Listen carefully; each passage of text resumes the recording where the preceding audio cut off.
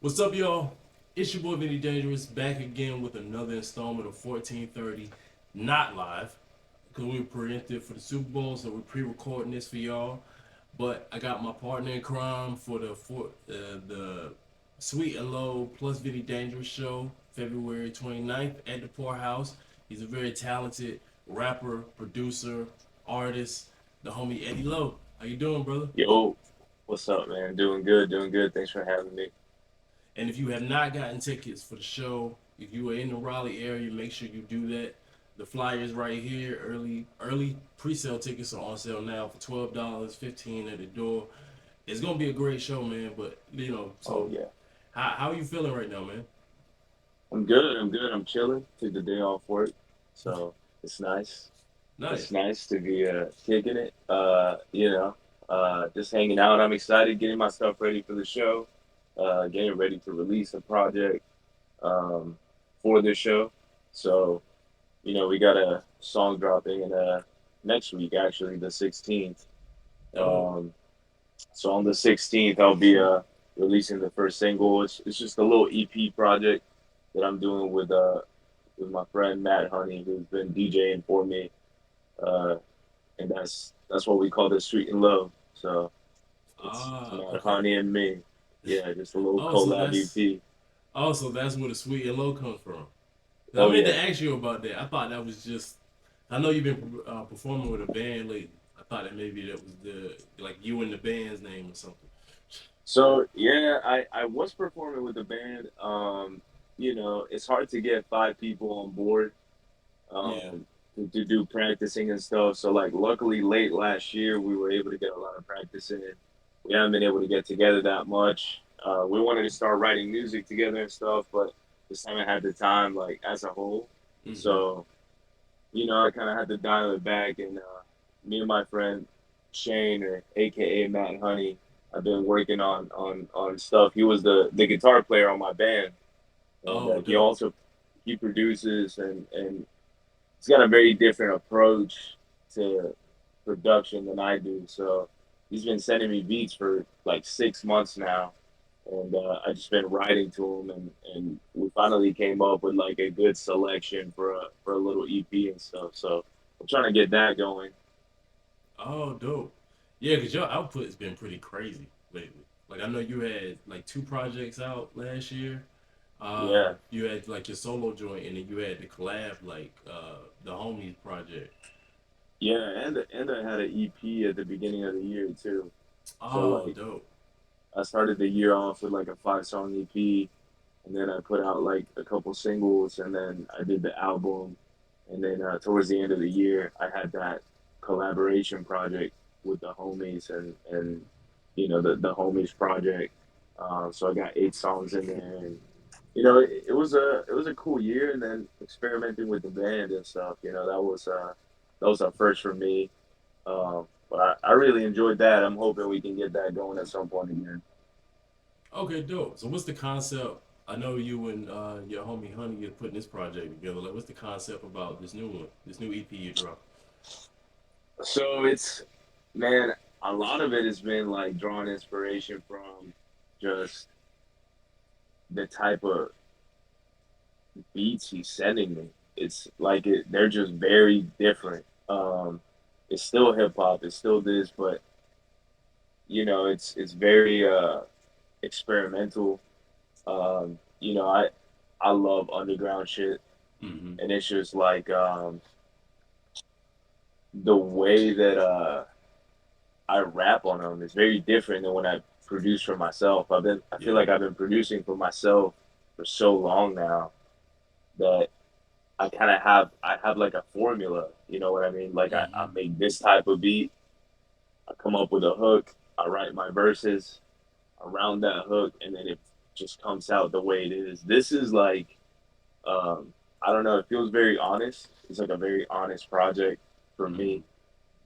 Just talking about like my life, where I'm at, where I've been at, talking about like different things that I don't think I brought up in my music too much, uh, other than the last project probably. But Mm-hmm.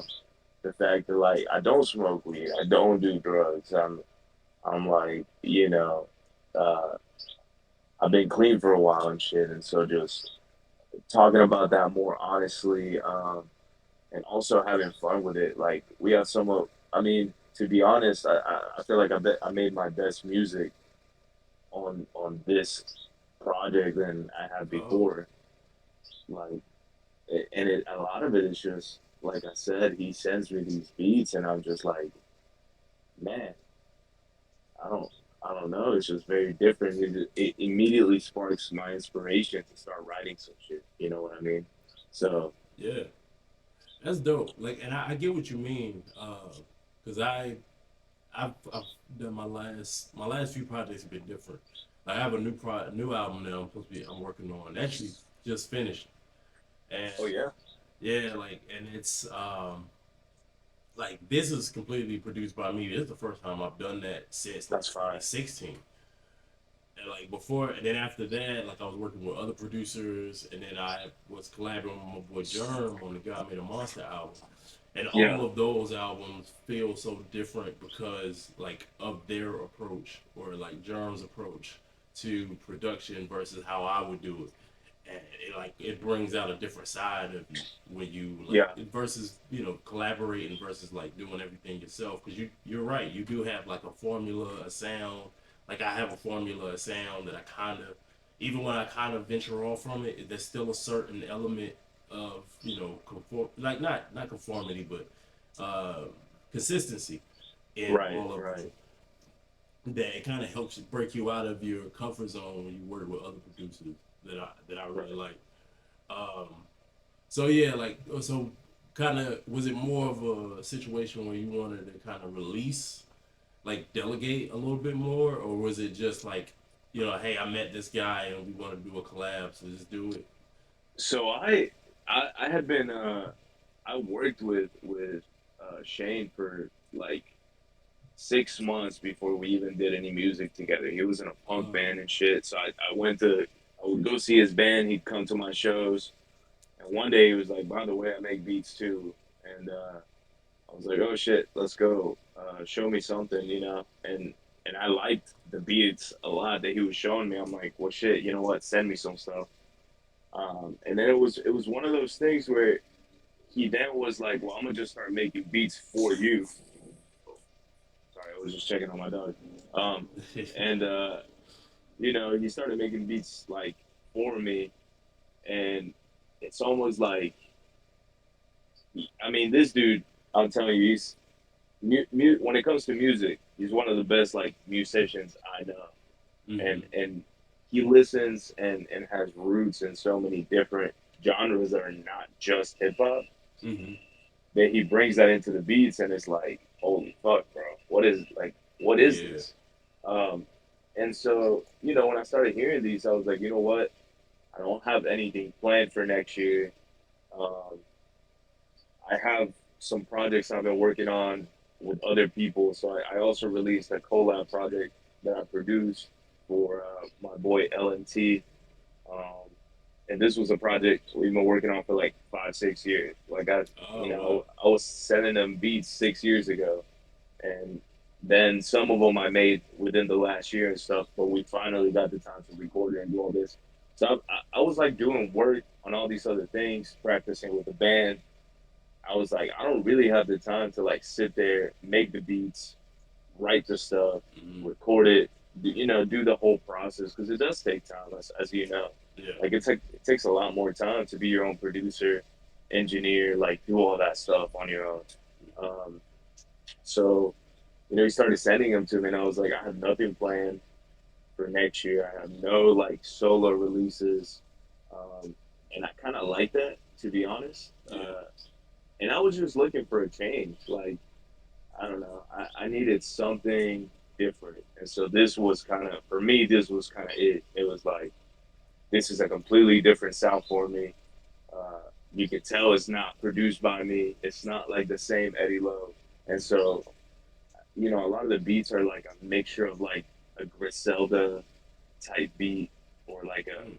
you know old school, like old school yet not really old school type beat. It's like the Earl Sweatshirt shit. like the new stuff he does with like a lot of guitars and just very mellow drums. Oh, like And the then stuff he do with Alchemist.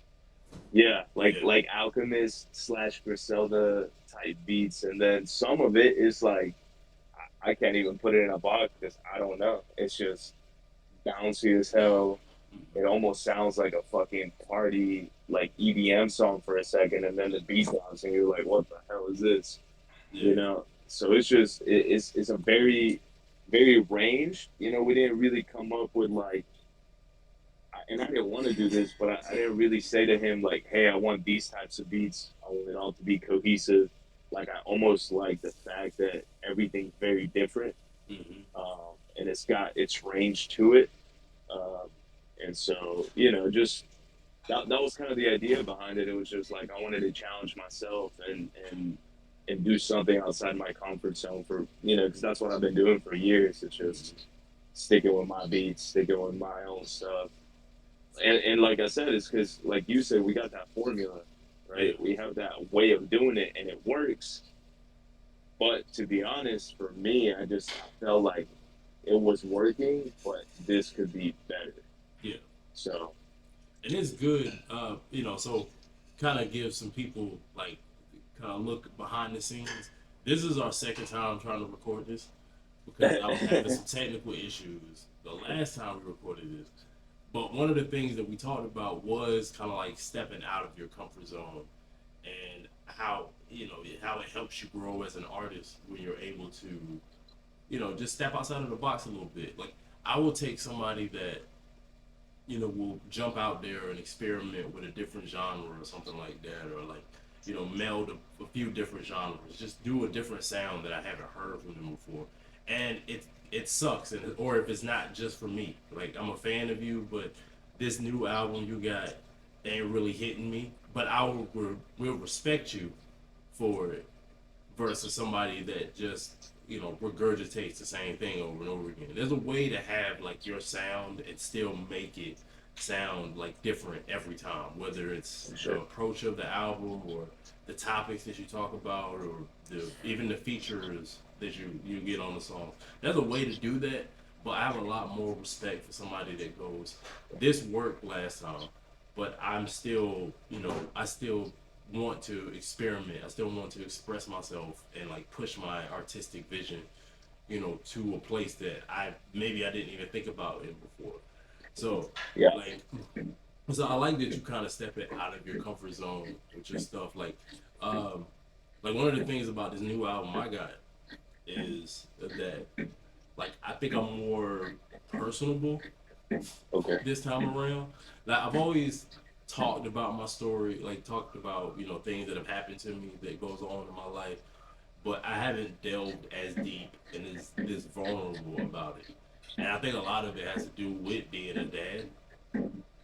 Like not to talk too much about it before like I kind of get the finishing touches of everything, but Right. it's definitely um it's definitely inspired by like my son being in my life and like how that's changed like my outlook and perspective on everything from my childhood to uh just kind of how I see the world like now that I have this little one to take care of. It's just that thing can really change how how you approach things.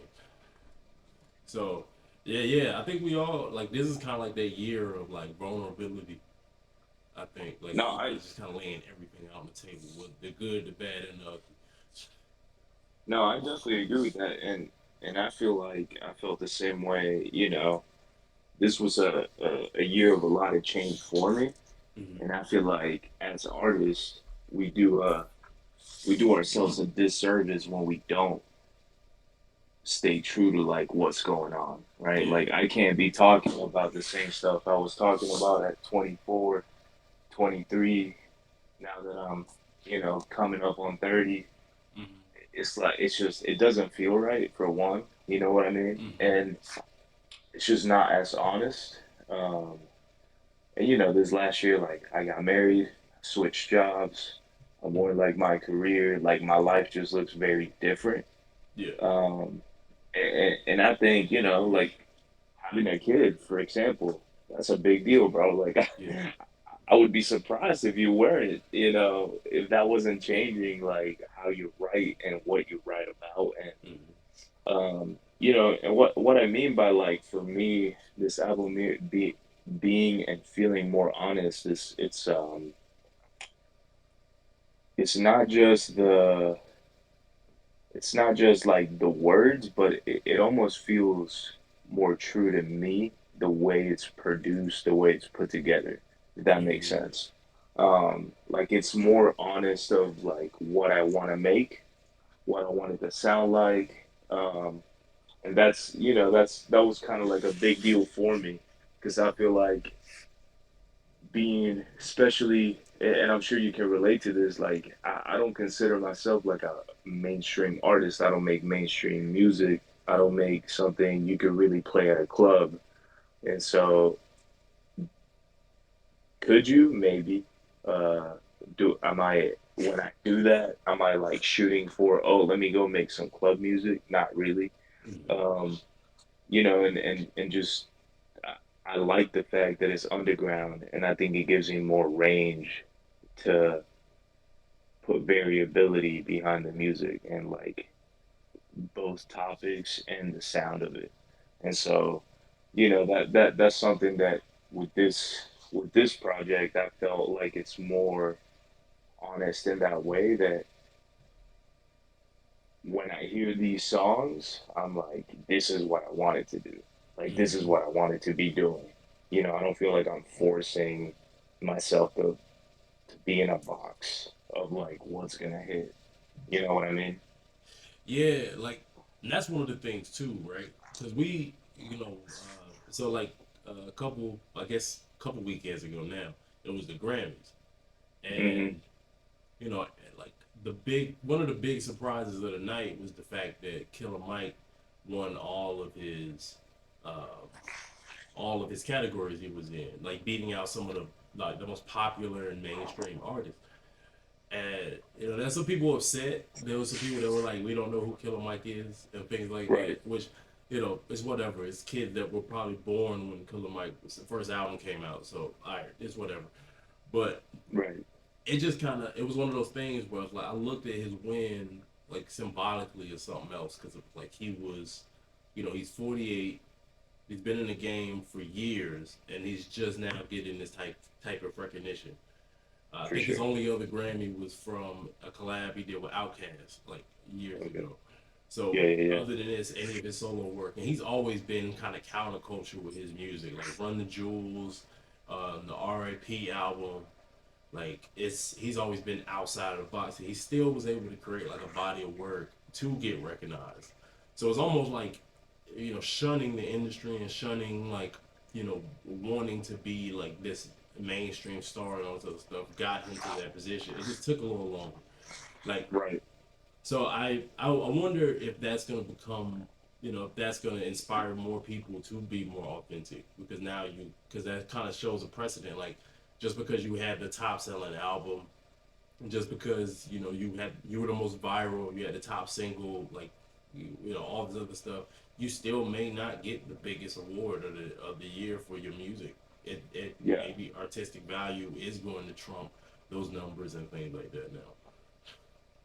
Right. Yeah, absolutely. And I feel like that's I don't know, as an artist is something that I've battled with. And I'm sure you probably felt the same way where I'm Oh yeah, like worried about the streams and who's listening to it and do I get placed in a playlist? Do I make music that is gonna, make I don't know, college kids listen to me, like yeah, all this stuff where it's like, I've been in that predicament mentally where I'm thinking to myself, like, should I be doing these things because I want to make a living off music? And it's like, nah, yeah, at the end of the day,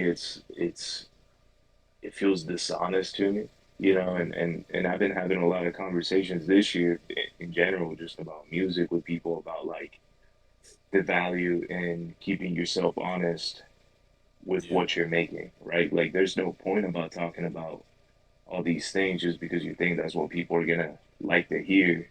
Hmm. if and when I make songs like that, I feel like a month goes by, 2 months go by, and it's hard to listen to it Yeah. because I'm like, I didn't like this from the start. I did it Yeah. with a whole Yo, in the another past, purpose.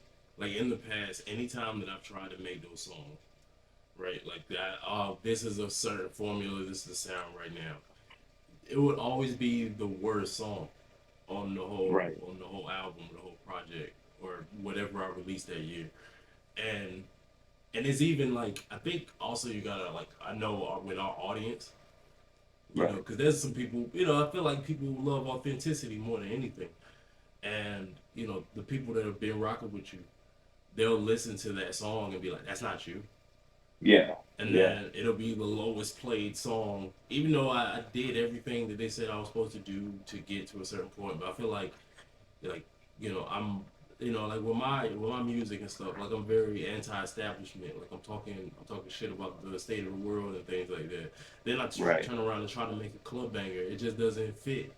Right, right. Yeah, yeah. It's Like a, it makes no sense. I get it. It's the same thing. Like uh just putting songs on a project and you throw that one in there, you think, oh, this is gonna like if anything, this one will blow up. And it's mm-hmm, like it doesn't even hit because you're right. Like we do eventually develop that audience and develop that like um that sound that when people go and listen to you and we spoke about this in the last podcast too, it's like you develop a following and then there's that sound that people want and you want those people to stick around. It's not mm-hmm, you don't really want the other people that are not consistently going to be listening or buying the tickets or showing up at the shows, buying the merch. Like, yeah,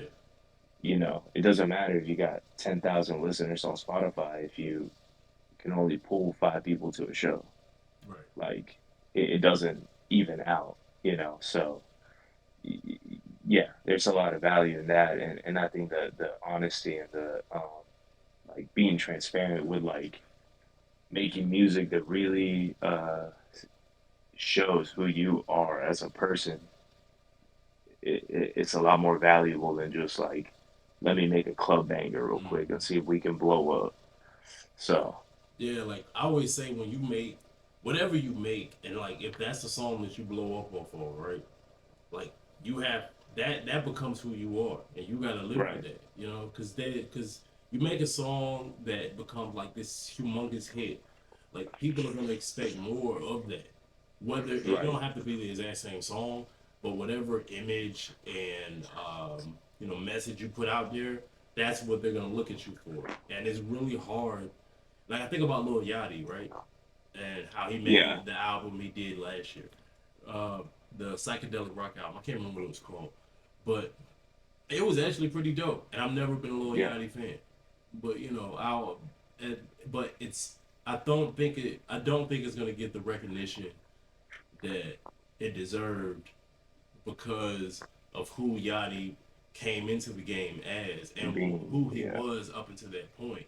Like other artists have changed genres, but to a certain extent, like Childish Gambino, like he did "Awaken My Love," but that still kind of aligns with his brand, his audience, and things like that. right, Versus Lil Yachty, like he's taking a hard pivot, and like a lot of people who were Lil Yachty fans when he first came out wouldn't listen to that album if it wasn't him.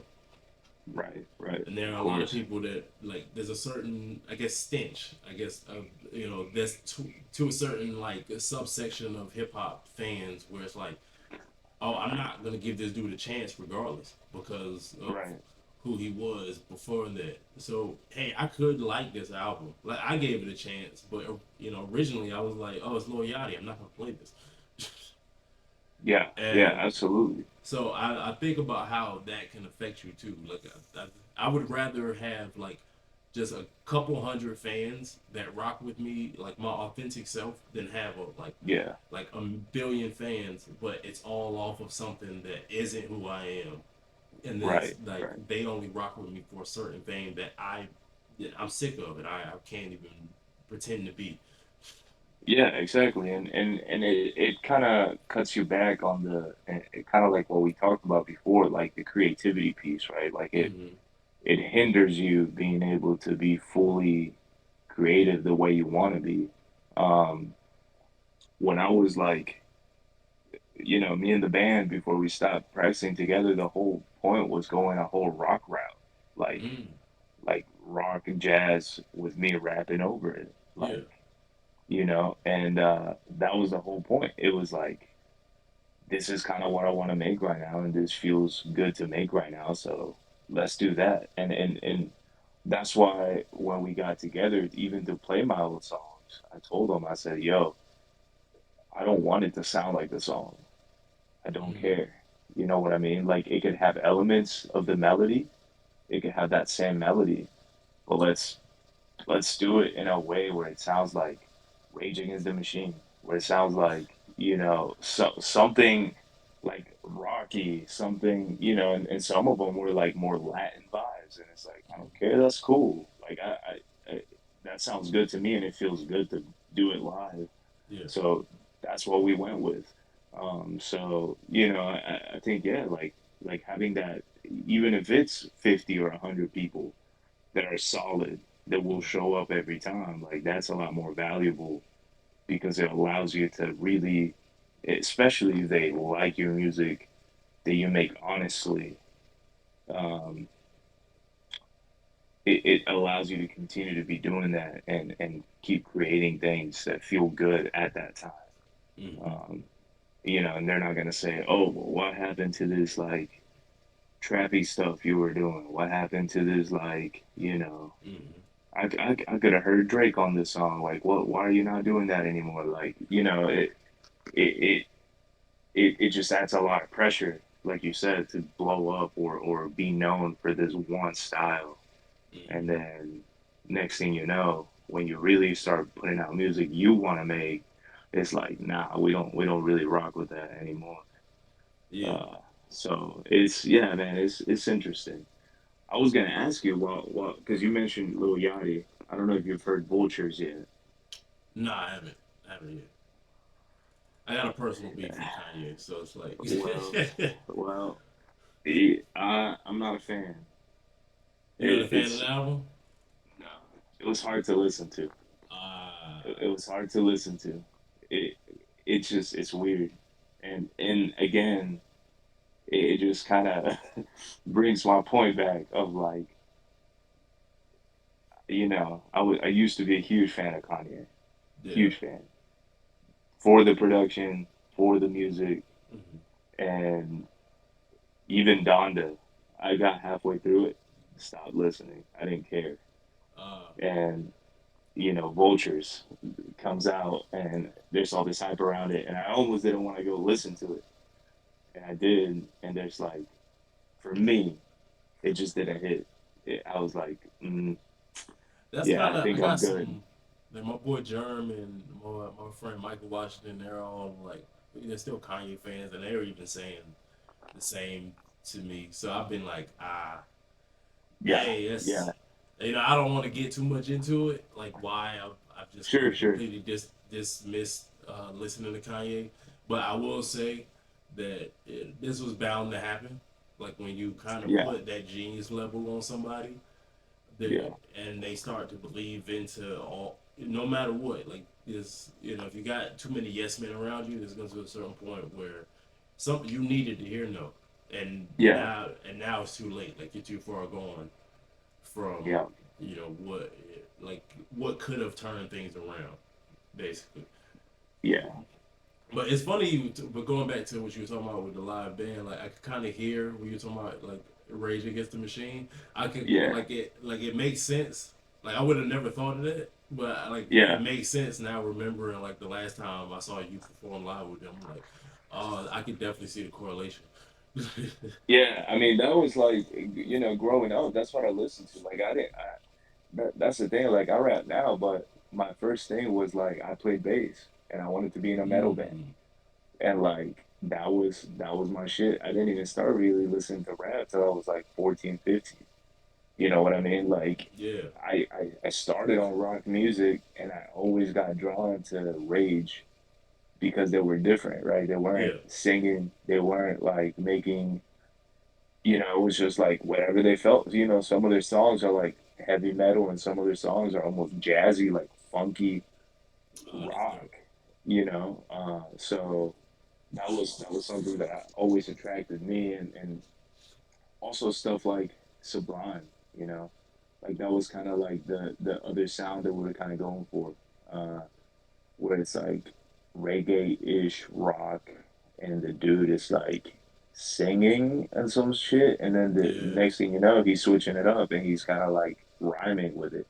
Like it's not even such sing song like cadence; it's more of a rappy cadence, just in tune, with hitting a hmm, note or whatever. So it's like, yeah, that was kind of like what we were going for, and I think it was pretty successful. yeah, I think so. Yo, matter of fact, send me some recommendations because I've been wanting to get into some new music and stuff like Yeah, that. So send me some Rage Against the Machine suggestions if you think I'd I be got into. you. But I yo, got man, you. I appreciate you coming back. Like I said, we Yeah, had to thank you, bro. re-record this again because I had some technical issues the last time. So I'm glad you Yeah, made the time to get this recorded. Like we said at the beginning of the show, make sure you cop your tickets for the Sweet and Low plus Vinnie-Dangerous show at the Poorhouse. We got Malibu P, we got Camus Leonardo, we got Neem the Aminus also performing. So make sure you get your tickets. The link will be in the description of this video when it goes live on YouTube. Any last words for the people, Eddie? hey man, shout out to Matt Honey too. He'll be DJing for me, and Oh yeah, DJ Ill Facts. He'll be on the ones and twos for everybody else. So you know, shout out to them too. They'll be at the show, and the ticket link will be in my bio too. And September 6th or September, damn, February yeah. 16th, I'm dropping a song, so y'all go check that out too. Yo, most deaf, yo. But all right, it's been your boy Vinnie-Dangerous, Eddie Lowe.